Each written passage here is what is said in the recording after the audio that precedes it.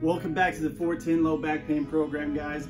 We're going to try to keep it to 10 minutes today. We're going to go through some movements. So today's movements are going to focus on the core and hip strength, and they will mimic daily activities throughout your normal day. So if you can get good at these exercises today with resistance, then your day just got easier with all of your normal daily activities. So the first thing we're going to do is the squat. The setup is the exact same for beginners or advanced people. So the setup, feet hip width or maybe shoulder width apart, maybe a little bit wider. Your toes can either point forwards or slightly out. Everybody's different. Do what's comfortable for you. For me, I like to have my feet just a little bit wider than hip width and toes out slightly. So for beginners, start with a quarter squat, arms straight out in front, sitting back, doing your hip hinge, sitting down to a quarter squat. So be sure to do your hip hinge, keep your back straight as you sit down. If you're just getting started, work your way up to a parallel squat. So do your quarter squat, and then you would progress to a body weight parallel squat. For people who are using resistance, you would use either a kettlebell at home, a dumbbell. You would do a goblet squat as shown here with the weight in the front. Again, the setup is the exact same as I'm doing my squat. From the side view, again, hip hinge, back straight. For all of these movements, for all of these squats, go down slow, come up quick. Another little tip is to keep your hip, foot and ankle, knee all in a straight line. As you come down, do not let your knees kiss each other. We don't want that. So come down. If your knees are coming in, push your knees out, keep them in a straight line. Okay, so 3 sets of 10 repetitions.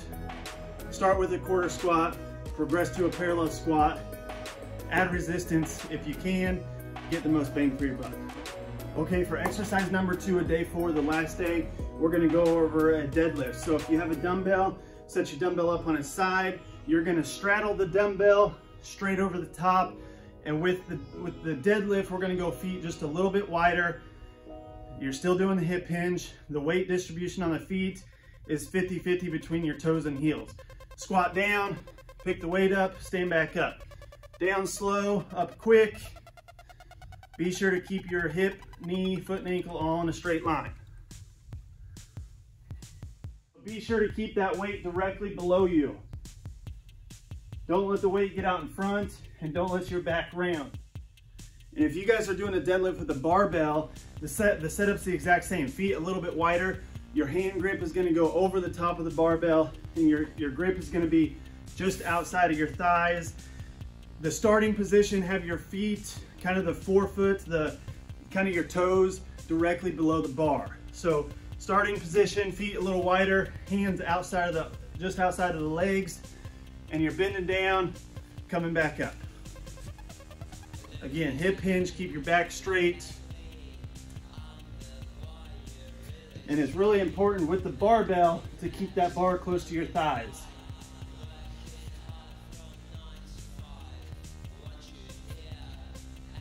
Don't let the bar get out in front. Don't let your butt get up too high. Keep your butt down, back straight, bar close to your legs.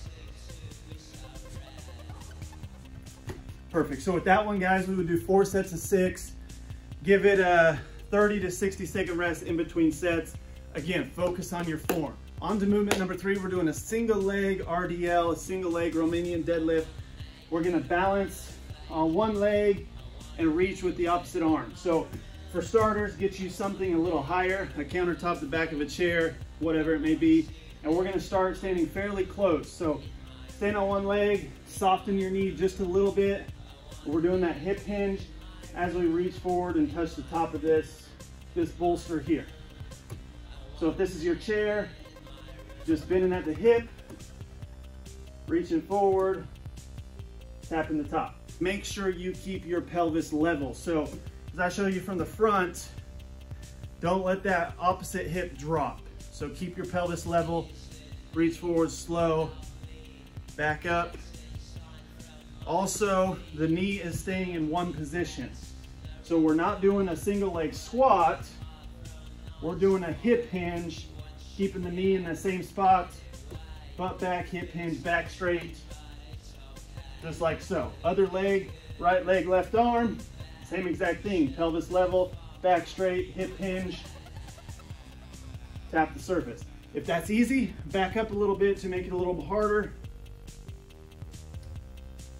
Or to progress it even more, you could go to something a little lower. So my dumbbell here, starting out close again. And then as I get good at that, I could back away, make it harder, or I could go to the floor.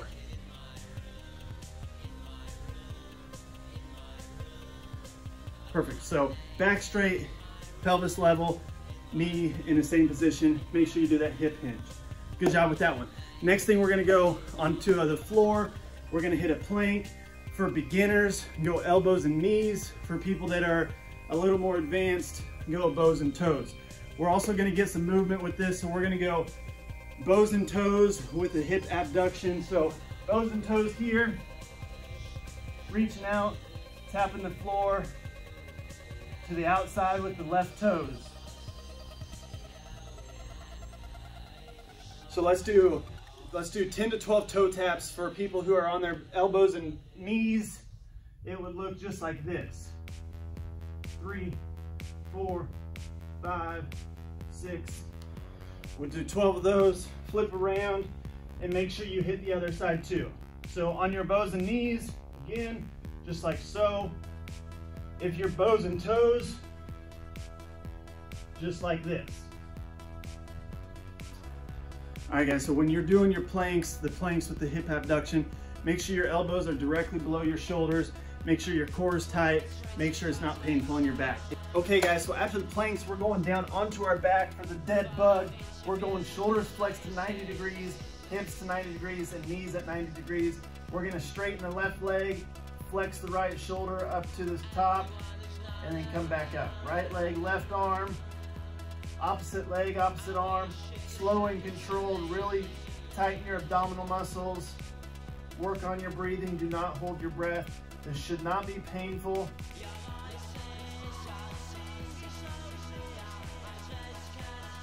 We would do about 30 to 60 seconds a pop.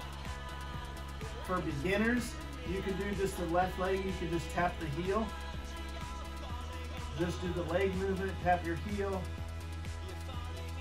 Once you get good at tapping your heel, then you could extend the leg, keep the arms here. And then once you get used to this, once you gain that strength and the control, then you can progress to opposite arm, opposite leg. So we'll do 2 sets of 30 seconds, working your way up to 60 seconds.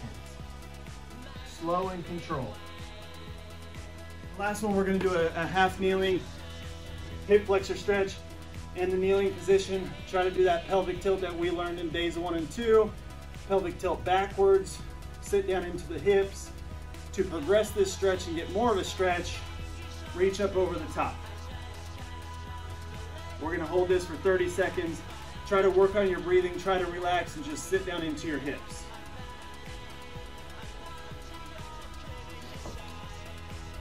So again, starting position, half kneeling, rotate that pelvis backwards, sit the hips down, feel the stretch to the front of the thigh, front of the hip, reach up over top for a progression, hold for 30 seconds.